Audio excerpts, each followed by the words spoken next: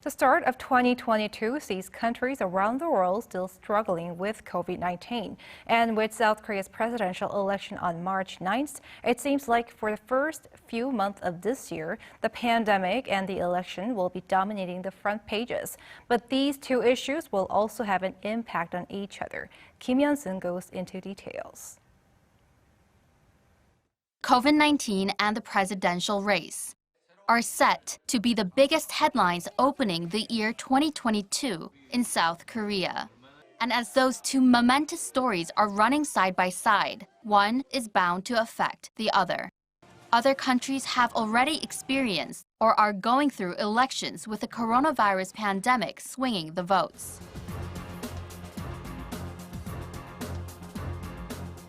If you go back to 2020, a big part of the critique of the Trump administration was their handling of the pandemic. And that helped mobilize votes that were opposed to Donald Trump.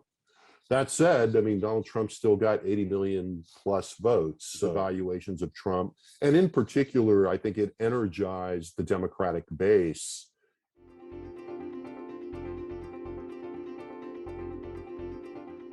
According to a survey by Gallup Korea, people judge COVID-19 prevention as the third most important task for the next government. South Koreans have also judged the COVID-19 response to be one of the most important criteria when judging the current president's performance. Due to the pandemic, we as a nation have become more aware of safety. In an age called the new normal, the COVID-19 era will bring a new standard in politics and its role. Our team took to the streets to ask people if COVID-19 will play a role in choosing who to vote for. I think pledges concerning COVID-19 are the easiest to relate to. I think there could have been another way other than limiting business hours to 9 p.m. I think candidate Lee Jae-myung really handled COVID-19 prevention in Gyeonggi-do province well. Whoever becomes next president, I wish we could make new medication and stop relying on foreign aid. I'll look at the COVID-19 related pledges the most. I'm self-employed, so I hope the next leader expands benefits to small and local business owners. We also talked to some of the hardest hit, medical workers and owners of businesses that have been under strict COVID-19 curbs, to see what they consider the most important when looking for the next leader. Yoon has pledged a 50% discount in rent and 50 trillion Korean won in support. And the Democratic Party also pledged 100 trillion Korean won in support. But the most important thing is whether they are able to follow through with their promises. It's difficult for us to even pay rent. I hope the new leader helps compensate small and local business owners.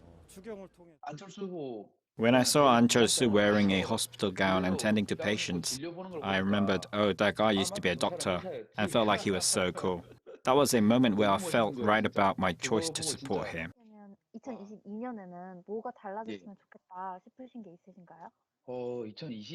I know the current government is working hard, but in 2022, I hope there are more ICU beds that can accommodate COVID-19 patients. And I hope the vaccine pass policy is gone soon. I think it's a violation of individual rights. Some, though, see no link between COVID-19 and the election. Because I'm a working mom, I'm most interested in my children's education.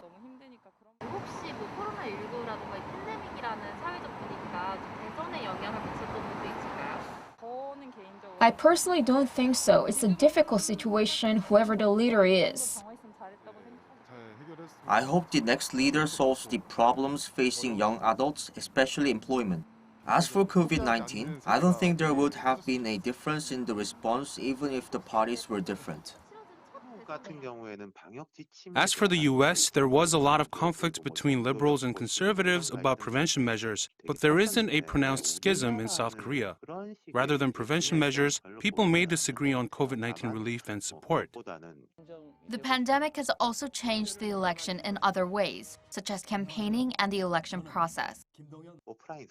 Offline campaigning and making speeches in front of mass crowds has become less common. Instead, online campaigning, YouTube, and the media are growing in influence.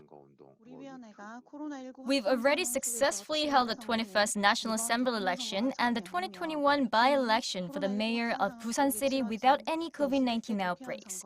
This time as well, everybody at the voting sites will be wearing masks and gloves. The infected and isolated will get a chance to vote at special voting sites. Taking into account all these changes, the presidential candidates have calibrated their pledges, coming up with new promises regarding COVID-19 response and relief. The Democratic Party candidate Lee Jae-myung promises an expansion of public medical services while deploying a new vice minister overseeing the affairs of small and local business owners in the SMEs and Startups Ministry. The main opposition People Power Party candidate Yoon Seok pledges to build a digital platform that will tackle COVID-19 in a more scientific manner than the current government and render 9 p.m. curfews obsolete.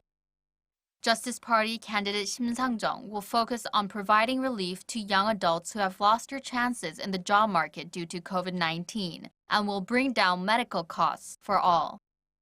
And People's Party candidate An Chol-su's pledges include laying out a long-term sustainable response for COVID-19 by establishing a special act that will allocate at least $20 billion every year to COVID-19 response and relief.